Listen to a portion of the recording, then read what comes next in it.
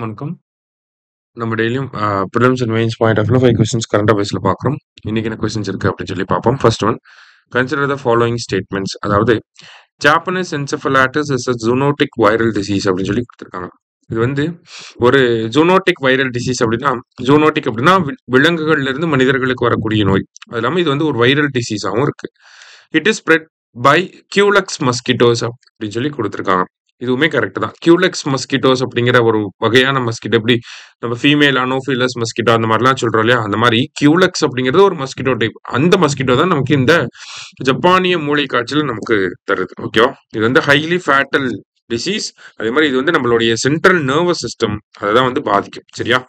Both correct அப்படிங்கிறது correct answer. என்ன contact அப்படின்னா, தமிழக அரசாங்கம் ஆல்ரெடி ஒரு 15 மாவட்டங்கள்ல வந்து இந்த ஜாப்பனீஸ் என்செஃபலைட்டிஸ்க்கான வேக்சினை போட்டுட்டு இருக்காங்க. அது இல்லாம கூடுதலா இன்னொரு 7 மாவட்டங்களுக்கு வந்து போட போறாங்க. அதுதான் கான்டெக்ஸ்ட். சரியா? Next, who among the following has released 7 sutras for AI adoption in financial sector? நிதித்துறையில் ஏஐ ஏற்றுக்கொள்வதற்கான 7 சூத்திரங்களை பின்வருவனவற்றில் யார் வெளியிட்டுள்ளார்கள் அப்படின்னு சொல்லி கேட்டிருக்காங்க. 7 சூத்ராஸ் அப்படின்னு சொல்லி பாத்தீங்கன்னா, இதை வந்து ரூல் அப்படின்னு சொல்லலாம், ஆர்எல்ஸ் இது வந்து ஒரு ஃபார்முலா அப்படின்னு சொல்லி சொல்லலாம். ஓகேவா? ஃபினான்சியல் செக்டார்ல ஏஐ கொண்டு வரதுக்கான இந்த 7 கைட்லைன்ஸை ரிலீஸ் பண்ணது யாருன்னா ரிசர்வ் பேங்க் ஆஃப் இந்தியா. நம்ம தான் வந்து ரிலீஸ் பண்ணிருக்கோம். சரியா?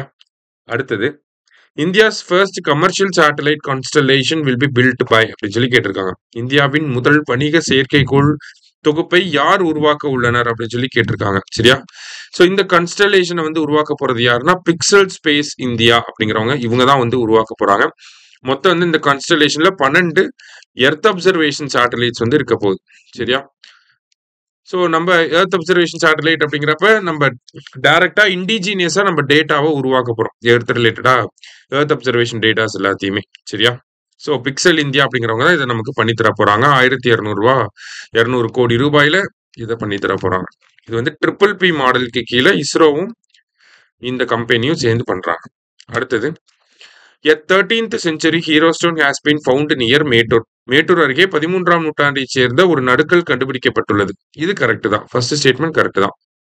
Hero stones belonging to this period has extensive writings in Tamil Brahmi script. இது தப்பு.